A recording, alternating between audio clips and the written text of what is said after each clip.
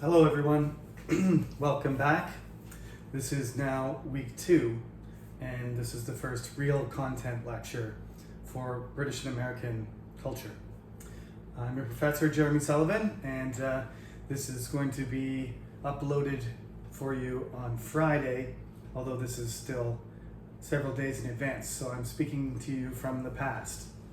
I know there's a little bit of an angle thing with the whiteboard. It's because the whiteboard is tilted back and my camera is at the height of approximately where you would be sitting. So this is like sitting in the front row. I can't really adjust it too much without,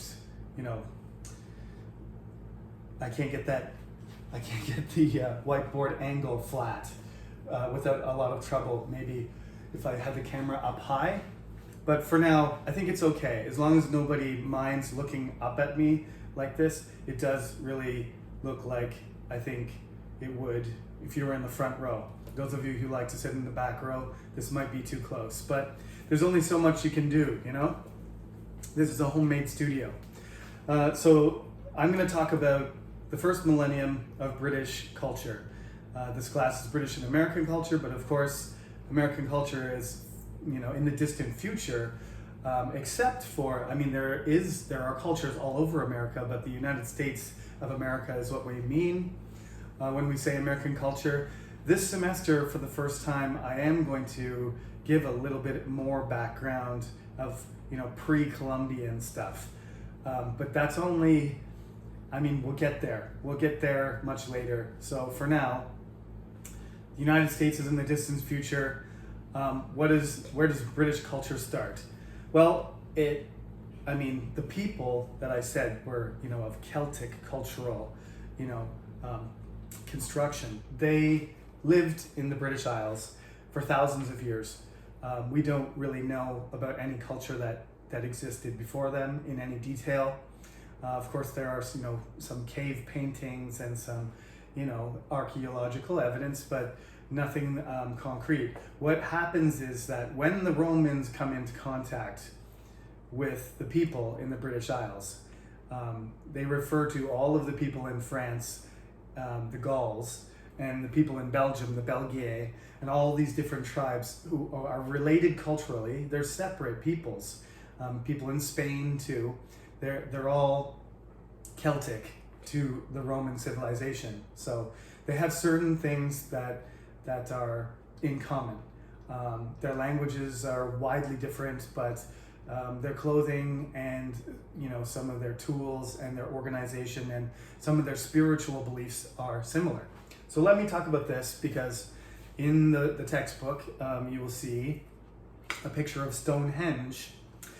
There is the Stonehenge, but there are many henges.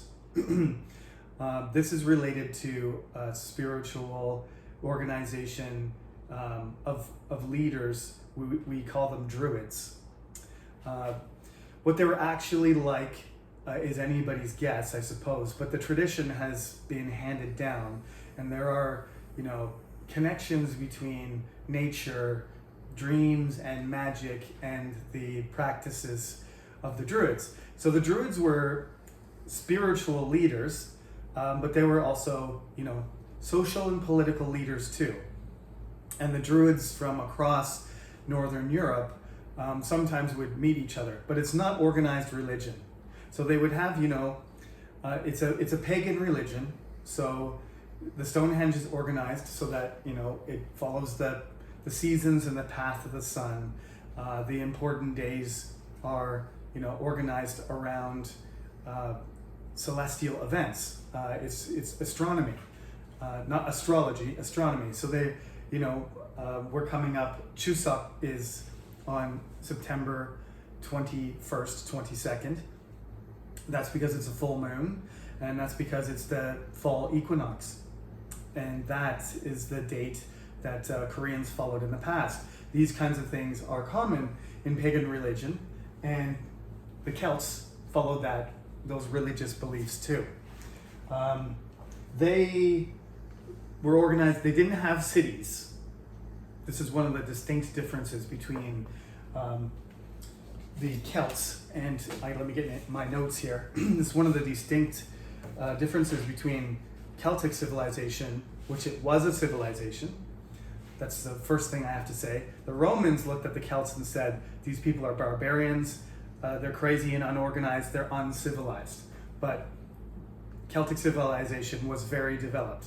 One of the characteristics that made it look to the Romans like it wasn't was the fact that they didn't write things down. They just had an oral culture. So that's one of the reasons we don't know a lot of stuff the way we do about Romans and Greeks, because Romans wrote everything down. Everything. All their laws and all their records and their personal things and graffiti and everything they wrote, they just loved letters. So we use the Roman alphabet. That's not surprising. The Roman alphabet is based on the Phoenician alphabet, but let's not go down that road. We use the Roman alphabet in English because the Romans were obsessed with writing. The Celtic people were not. They didn't think that was important. It's more like what the native people in North America used to do. They used to keep things alive through oral tradition. But that doesn't mean their culture doesn't exist. It just means their culture is not written down, so we don't have a written record of what it was like. So that's something that's missing, and that's one of the reasons why we don't know anything about cultures before the Celtics, because they didn't write it down for us to find. And there's no tablets buried in the sand, for 5,000 years for us to find either. So generally, the Celtic people, physically they were intimidating. They were tall and healthy. They, were very active. They were organized in villages. They did have, basic roads, and they were not hunters and gatherers. They were growing crops and harvesting and trading, and they had ships and they had carts and they were using animals. So, all the basic civilized stuff is there. They had weapons and they had tools. They fought in a different way than the Romans did, sort of by getting enraged and by fighting with individual, strength and bravery. One Roman soldier against one Celtic warrior would have been a good fight because of the physical strength and the individual bravery of a Celtic warrior. Of course, the Romans usually had better armor and equipment and training, but just the Romans were generally personally afraid of German, Gaulish, and Celtic warriors on an individual basis, but in huge groups when Romans were able to organize and to cover each other with shields and to advance in groups. These individually dangerous and strong Celtic warriors would crash into them and fight to the death to little effect. So when it came to, that's one of the fundamental things that changed when the Romans came and took over from the Celtic civilization, is that things became organized and rules were made. So in a way, you might say the Celtic civilization is based on individualism and freedom. These are sort of assumed parts of their culture and things that we actually consider very precious now. The idea of libertas in Roman civilization was quite different. That's sort of like you're allowed to protect your individual rights. And this had to be kind of put back in to Western civilization, the whole idea that you individually were free and that your body need to be protected in your life, right? Life, liberty, and property. But basically the Celtic civilization had this already. Communities punished people for breaking those rules. That was just the way the world was organized. They didn't need to write everything down and have a list. You're not allowed to kill your neighbor, or you go to jail for 25 years. There was no such thing. If you killed your neighbor, the community would come together and they would judge what the punishment would be based on the situation, right? So everybody, in a way, there was more freedom in the Celts' life than there was in a Roman life. So British culture has inherited both of those things. And you can really see the struggle between those ideas of freedom, the freedom to not be free, or the natural freedom, or the freedom and the rights of the citizen.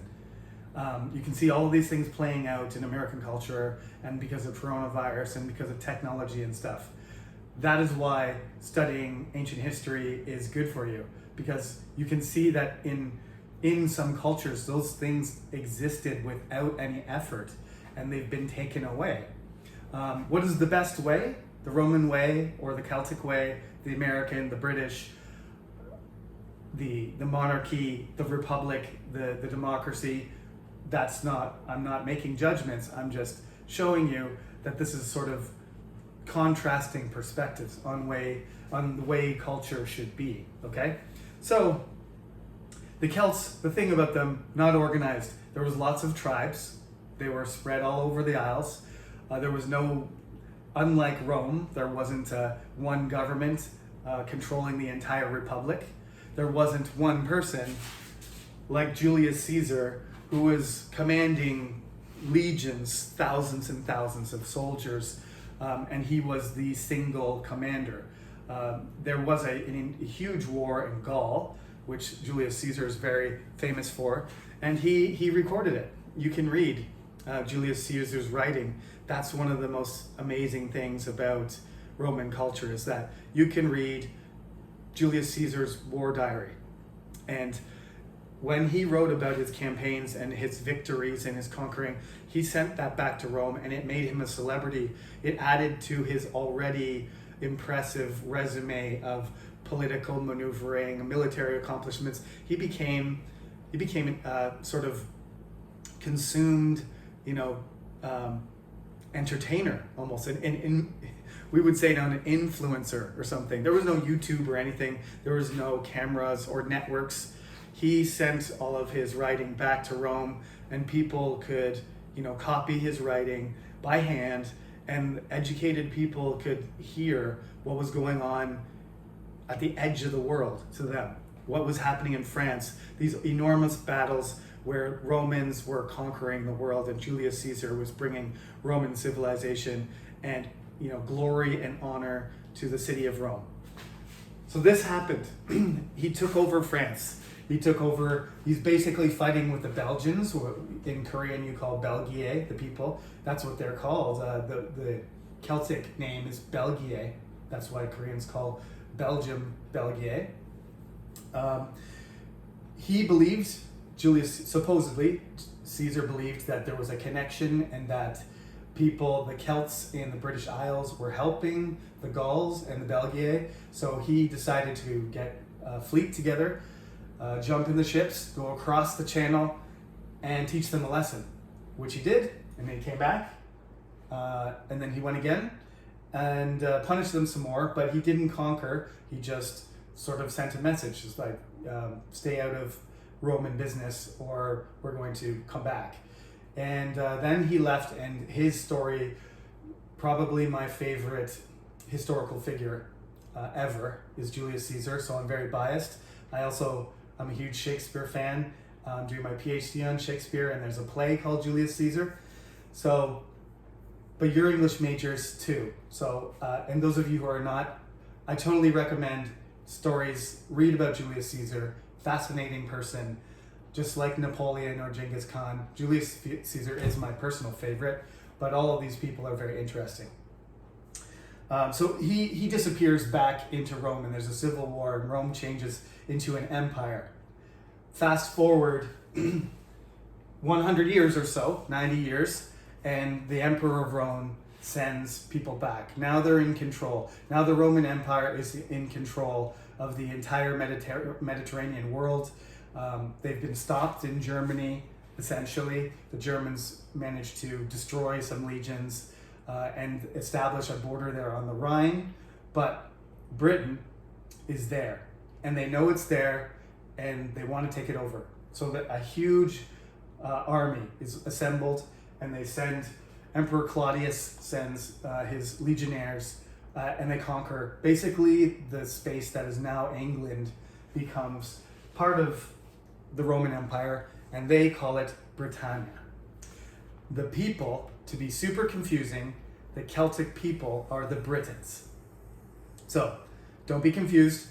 Celtic people living in the British Isles are Britons. All right? They're Celtic.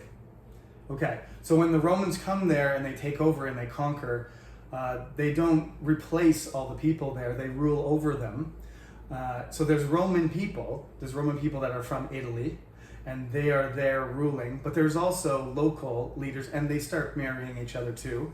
And as the culture influences those people, they start to mix. They got aspects of, they look, ethnically Britain, Celtic, but they're dressed up like Romans. They got Roman haircuts, they shave, they don't wear tattoos anymore, they don't have shaggy long hair, they don't fight half naked. That was one of the things that was scary for the Romans too, is usually they had no shirt on when they were fighting, just weapons and let's fight, with tattoos and piercings and stuff all over them. They really were savage in that sense. The Romans were intimidated by them. So even though they had all these tools and they had these villages and organizations and trade and language, the Romans had their own way of doing things, and they imposed it.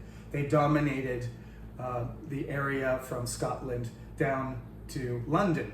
And Londinium was founded by Romans. It's a Roman city. One of the cool things about London and many other European cities is you can go there and there are pieces of Roman buildings here and there. They're all over the place. There's like the old city of London was surrounded by a wall, and there's pieces of old buildings, and they just built on top of it. So you can see a skyscraper and a subway station, tube station, and you can, like, part of the wall as you walk down the tunnel to go in the tube, that wall on your left is made of stone that was put there 2,000 years ago as part of a Roman building. It's pretty amazing. So Londinium, now known as London, was the capital of the Roman province of Britannia. So what did the Romans do? Another one of the things that you can see is they built a system of roads, and it's basically the same. The roads are in the same place. They used those same Roman roads for like almost 2,000 years. They've been upgraded and paved over and stuff now, but even 300 years ago, you're riding a horse or pulling a cart down a road, the same road that the Romans built, in the 1st century AD. Pretty crazy.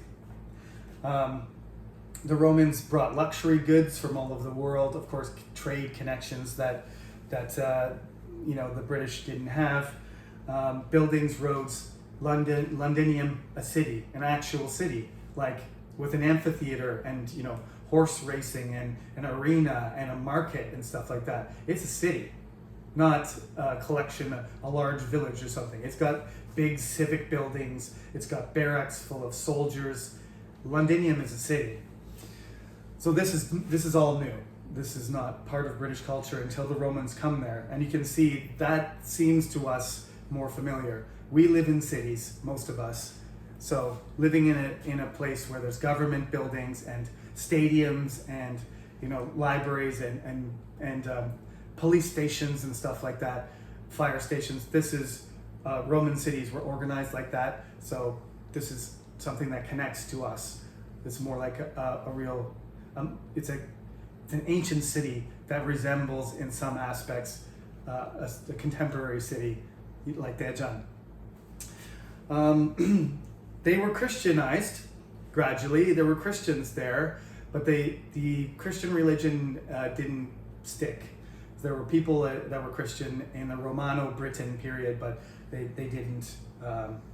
It didn't hold. It when the Romans left, it left too. So you have to. All the things I'm telling you now are kind of summarized. You do have to remember, do read your book, because this stuff is in the book, right? If it's not in the book, then it's on the board, or I've said it, right? The rest of the stuff is in the book, but it's in more detail, okay? What else can I say here? Taxes, right? The Roman Empire was organized. It brought in money from all over the place to do the operation of and that's part of being organized and having a government.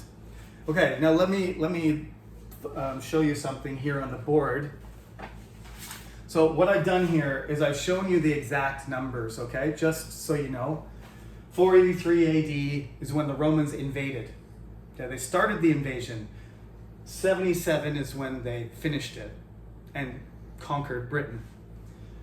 388 AD is when they started leaving, and 400 AD is about when they had completely pulled out, like withdrawing from a country that you've invaded and conquered and occupied. It's hard not to think of Afghanistan when you say something like that, but it's an ancient withdrawal, so it takes 12 years, not 6 months or 1 month or whatever. So I'm going to erase this because like I said, I don't want to worry about the numbers too much. Let's just use round numbers and keep it simple. So you can see the Romans were there for about 350 years, right? So just to make it easy to remember, where's my pen? Just like a virtual classroom, just like a real classroom where I can't find my marker. Okay, well, just to make it easy, we'll just say, the Celtic civilization, because Julius Caesar came before 0 and Claudius conquered it after, we'll just say around 0 AD, the Celtic civilization started to be affected by the Romans. And around 400 AD, the Romans left, okay? And then you've got from 400 to 500, the next century, you got a whole bunch of Germans coming and invading. We'll just say they started in 400. They didn't instantly come as soon as the Romans left. But when the Roman legions and the military left and the citizens withdrew and the support from Rome disappeared, German tribes started coming in. So now we've got Celts. We talked about the Romans. The Roman Empire is falling apart for various reasons: corruption, overextension, population problems, plague, disease, religious differences, organizational problems. Okay, so the Roman Empire, that's a really long story. But anyway, the Roman Empire is falling. Okay, for the next 100 years, it'll just start to decay and fall apart. It's already falling apart. They withdraw, so they're gone.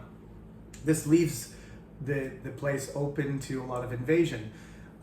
This is a good point for me to mention. A lot of the slides have pictures of what I'm talking about here. Okay, there's a picture of a Celtic village. There's a picture of London. I may even do a short video and go through a few of those slides at the end of this week just to show you what I mean. So like I said, some students are worried about studying the slides. It's just so you can help remember the details. The slides show you visually artwork and ancient artifacts that are connected to this. And I think that's helpful. So the Romans are gone, but they still have a kind of Romano-British, Romano-Britain culture. But the Germans come in there and wipe it out. The Scots, the Picts, the Irish, and various people attack, but the people that are most significant are the Germanic people, the Angles and the Saxons. Angles and the Saxons and the Jutes, but the Jutes are smaller in number and not as important.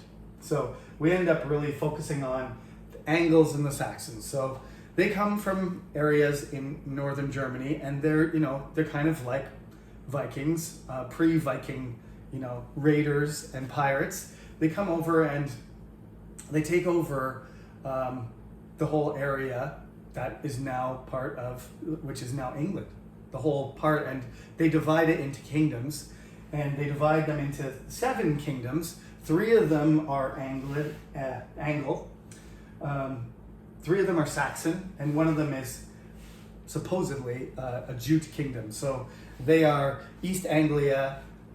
You can tell by the names: Anglia, East Anglia, Mercia, Northumbria.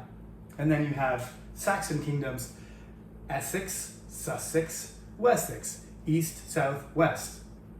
See what I mean about the language stuff? If you go to England now, there are places called Sussex, there are places called Wessex and Essex. They still exist. It's interesting to note that those names were meant West Saxon Kingdom. So when I talk about somebody from the West Saxon Kingdom, which was the most important one, and I talk about King Alfred, he was king of the West Saxons, Wessex. If you ever go, you'll have a chance. If you go to England, you have a chance to go to those places and see the street names and stuff too. So yes, the Jutes may be Kent, the one that's closest to the continent. Now Kent is a little bit different because it is close to it's smaller, it's right beside London, and it's got a very close, proximity to Francia and Belgium, right? So they're more influenced by continental things always. And Kent will be very important because if people are angry, usually they come from Kent. It's close enough to London and close enough to the continent that they always feel like, I mean, it's not always there. The north of England and the west of England contribute to revolutions and protesting and revolts and civil war too. But there's significant moments where Kent seems to be the driving force towards complaining, protesting, demonstrating, and rioting or fighting or marching. So that's where the Jutes supposedly landed. That's Kent. So pretty easy to remember, but you don't have to remember the names. You just have to remember there's Angles, there's Saxons, there's Jutes, there's 7 kingdoms. 7 kingdoms, right? Heptarchy means 7 kingdoms, so 7. Old English is the language of Angles. Angleland, England, right? Anglish, English. So you can see Anglo-Saxon is the mixture of Germanic people, which are that's the ethnic name for people that look like me who are from England. But the name of the country, England, comes from Angleland, right? Even though the Saxons actually ended up being more powerful, the name of the language and the kingdom became Angleland. And there's a little bit of a play on words there too, that they're Angles, they're angels, right? They had blonde hair and blue eyes and they looked like angels. There was a pope who, I believe it was Gregory the Great. I should look that up before I say that, but I believe it was Pope Gregory the Great because he's the one who sent Saint Augustine on the mission to make England Christian. So often students, if you study English literature, there's a lot of Christian stuff. It's a Christian, culture. It's a Christian-based culture, morally, politically, religiously, socially, culturally. So we can't ignore the religious part because it was a big factor in many things about British culture and still is today, but less. In the past, it was in some sense it was almost everything. So the Germans, the Angles and the Saxons and the Jutes, they actually were not Christian. So when they came, the Christianity that was there from the Romans disappeared. And then actually Augustine was probably Italian. I don't know if anybody knows for sure, but he was sent by Gregory the Great in about 600 AD. So this is keeping things quite neat here. Got 0, 400, 600. Around 600 AD, the Anglo-Saxons started to become Christian. He becomes the bishop, he becomes a representative of the Pope of England, and he establishes, a religious mission at Canterbury, which is still the head of the English Church. It's the head of the English Church that's part of the Catholic Church, and then when in the Reformation, the Church of England is created, the Archbishop of Canterbury is the leader of the church. So that is still, for 1,400 years, that's the religious leader of the country is in Canterbury. That word will come up again frequently over the next couple of lectures, if not the next month.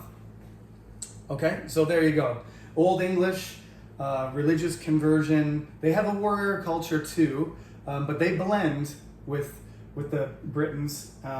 Genetically, English people are more Celtic than they are Roman, or there's just been a study, a genetic study, a landmark study been done about this, that most of the people's genetics are traced back to Celts.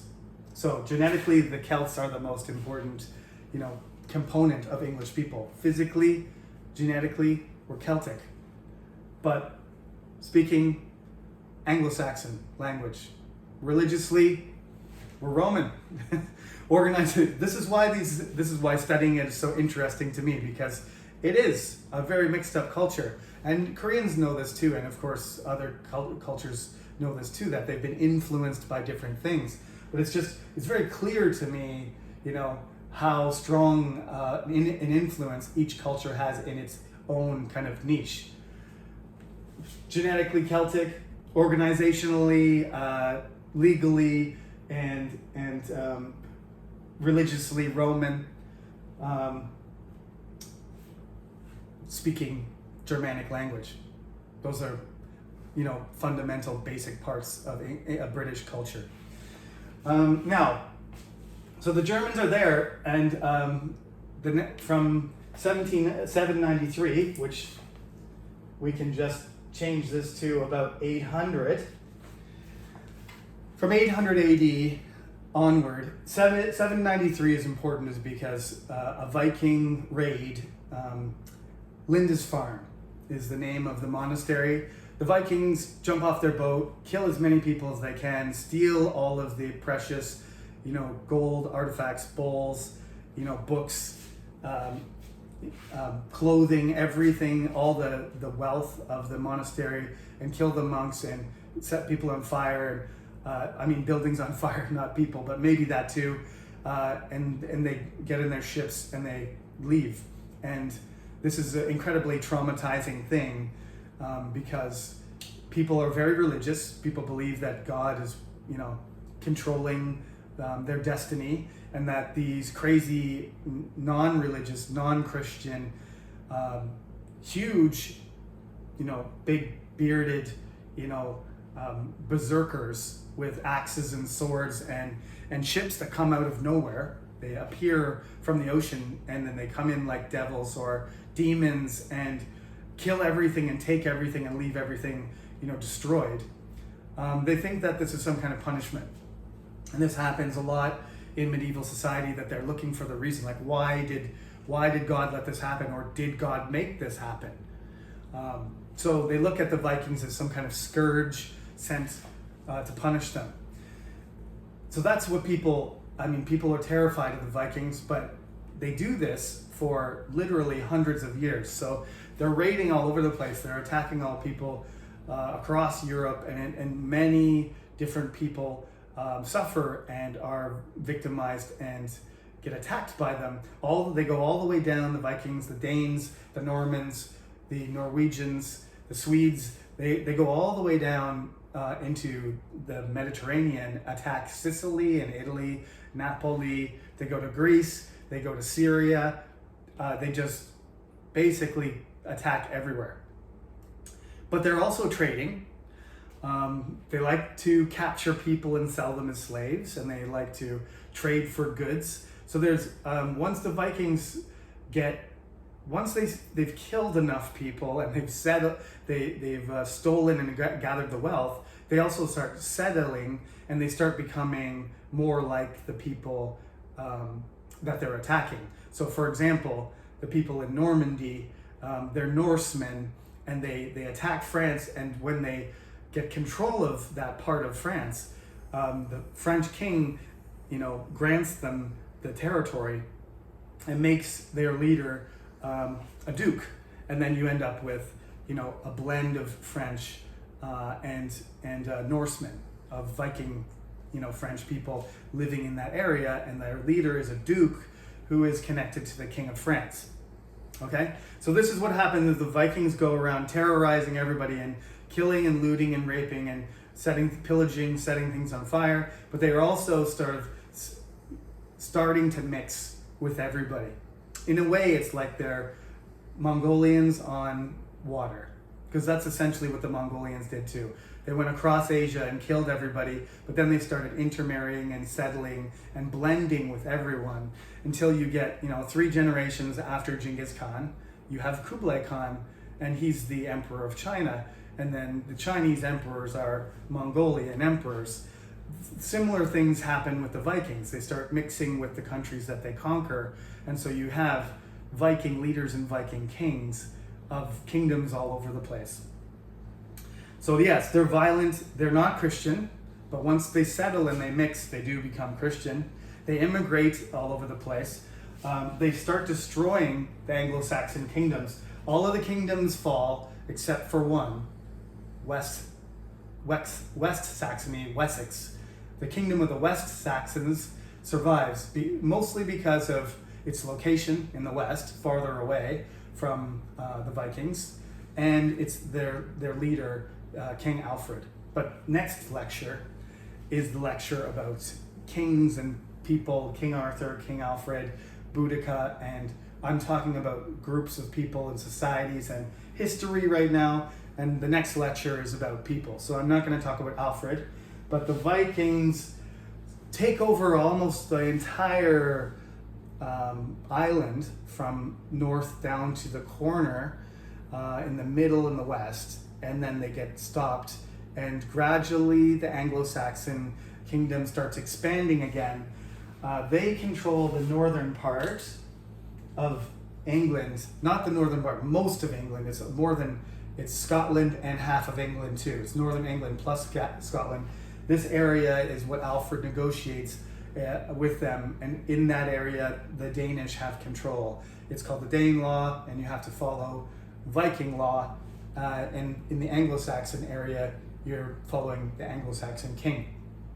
So this is a very disruptive time for the English, who will eventually become the British when they join with Scotland. Scotland, of course, is also being completely taken over by the Vikings. Even it's just as bad or worse up in Scotland as it is in England. So all the future British people are being, destabilized by the Vikings. But eventually, by 1000 AD, the Viking invasions start to lose momentum, and we have to talk about famous people first. But we'll stop around 1000 AD because that's where we'll end. I'll talk about some famous people that match each of these cultures, and then after that we have to talk about the last time a foreign military was able to take over England by force. A successful military invasion with a battle. That was 1066. So this is one of the only dates I'm going to insist that you remember and never forget. 1066. So that's what we're heading towards. Next class I'm going to talk about kings and queens and other things. And then the class after that, we talk about the Norman invasion, the Norman conquest in 1066, which had a dramatic effect on the future of British culture. Okay. And that's the rundown for the first millennium. We'll talk about people next time, as I said. Thank you for listening, and please make sure you keep up to date on the cyber lecture. Talk to you next time.